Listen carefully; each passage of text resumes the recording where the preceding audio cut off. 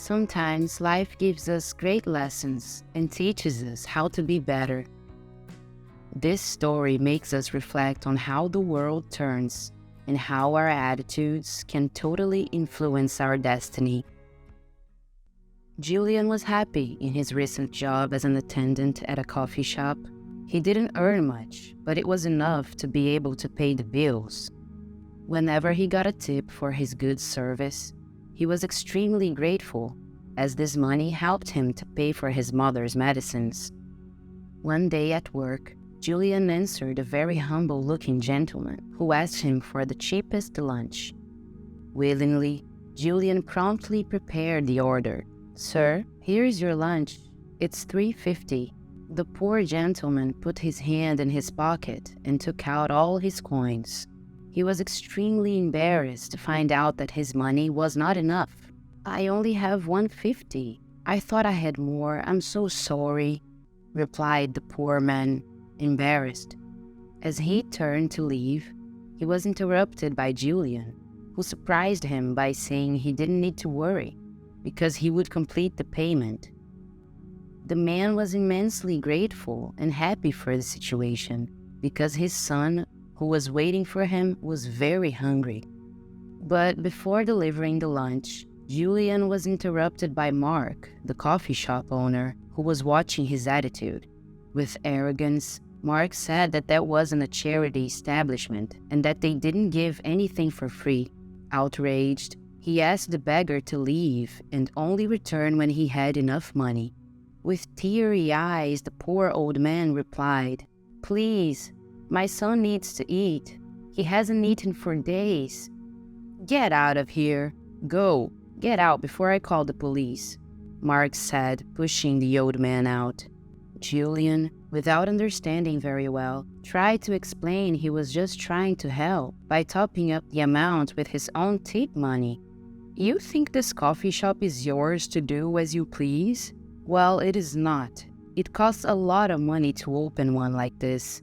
And I don't want beggars at the door asking for things because they discovered that a good Samaritan works here," Mark said furiously.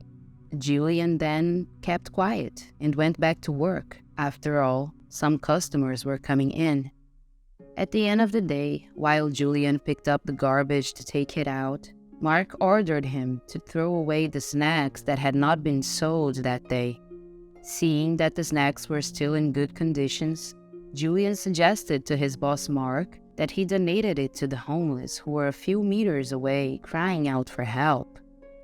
"You're so naive," Mark said. "If people find out that we give away free snacks, they will wait until late afternoon to pick them up for free. So stop talking nonsense and do as I say." Following the orders of his boss, Julian took the snacks and took them out. As he was heading to the dumpster, he heard the man with his son asking for help and realized that they were starving. Without thinking twice, he gave them the snacks, and he could see the deepest gratitude in their eyes.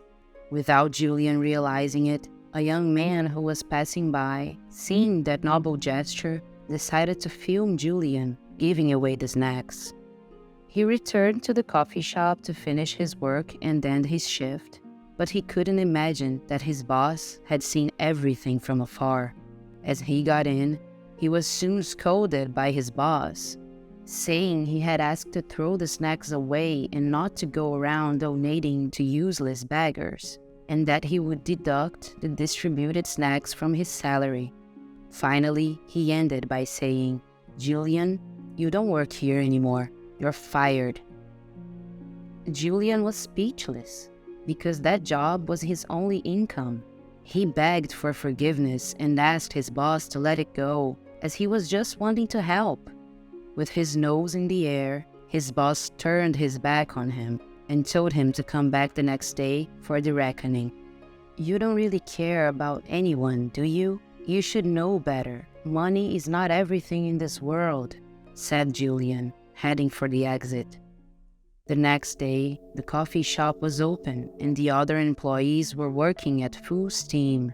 Julian's absence was not even noticed, and Mark was happy and radiant, seeing the coffee shop strangely full. A few minutes later, a local journalist came in the coffee shop accompanied by his team for a live report.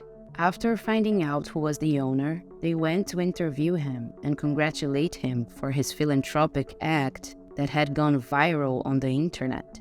"Mr. Mark, we would like to congratulate you on behalf of the entire community. It was very kind of you to help the homeless man and his son. Could you tell us a little bit about how did you come up with the idea of donating the snacks?" Not quite understanding what that was about, but too proud to admit it in front of the cameras, Mark began to make up a story glorifying himself and taking advantage of the situation. But at a certain point, one of the customers recognized the homeless man and pointed at him, saying, "That's the man who was in the video. He was the one who received the food." Everyone then turned their attention to the other side, and the journalist ran to interview him. "We'd like to know what it was like to receive help from Mark, owner of the snack bar. Would you like to give your testimonial?" The man then replied, "He did not help me. He yelled at me, humiliated me, and threw me out of here. He even fired the employee who actually helped me." Everyone was amazed and revolted by the new version of the facts, causing a discussion on the spot.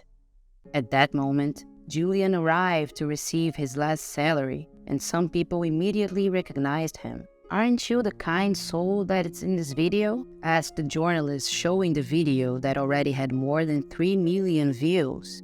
Then Julian replied in surprise, as he would never have imagined that his gesture would have so much repercussion. "Well, my father died in an accident when I was still a baby, so it was just me and my mother. We have been through many difficulties, and we lost our home. For a while, we were homeless, without a place to live, and we spent several days with hunger, living off the help of some people who passed through us on the streets. One day, a new restaurant opened near where we stayed, and luckily for us, every day we were blessed with the help of the owner of that restaurant.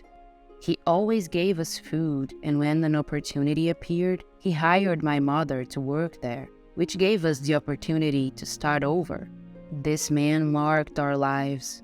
With him, I learned that a simple help can change someone's life, just as he changed mine and my mother's." Everyone got emotional and applauded Julian. As for Mark, looks of rejection were thrown at him, and some people were saying that they would never go to that place again. Then everyone started to leave the coffee shop. Julian was happy to have helped several people, but on the other hand, he was worried, since he was unemployed and didn't know how to support his house in the coming weeks. While waiting for his last salary, the young man who filmed the scene of him helping the homeless man walked up to him and handed him an envelope. "What's this?" Julian asked in surprise. "Open it. It's for you," answered the boy. When he opened the envelope, Julian was stunned and moved. It contained a thank you letter and a check of $30,000 of a donation they earned through social media. This envelope would be delivered to the owner of the coffee shop, as they initially thought he was responsible for the idea of donating food, but in the end, everything was clarified in time. A few weeks later, the coffee shop went bankrupt due to the bad reputation, and the plaque of "For Sale" was placed on the door. There was no one else to be seen there, except the owner himself. The only way out would be to sell the coffee shop for half of the price, since no one was willing to buy it. The situation was bad for Mark. His family began to experience difficulties, since the coffee shop was the only income in the house. After several weeks without any customers, he decided to close it for good. Snacks could no longer be thrown in the trash. It was necessary to take it home for dinner. On the way home, Mark saw Julian coming towards him. "Mr. Mark, how nice to meet you here, because I would like to apologize. I know that the coffee shop situation is not working well, and I was responsible for that in a way. I hope you can forgive me," Julian said. With his head down, Mark could not hold back the tears.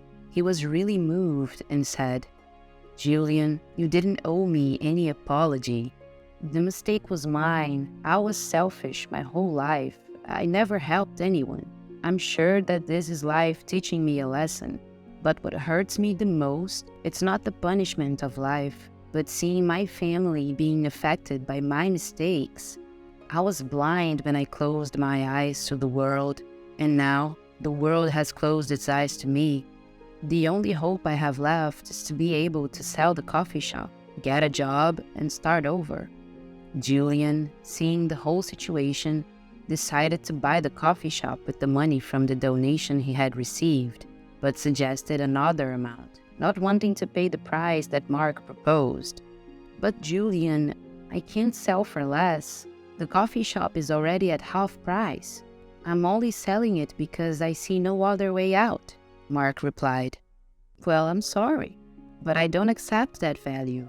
I won't pay half price. I will pay your original amount. I invested the money I got from the donation, so I'm going to be okay," said Julian.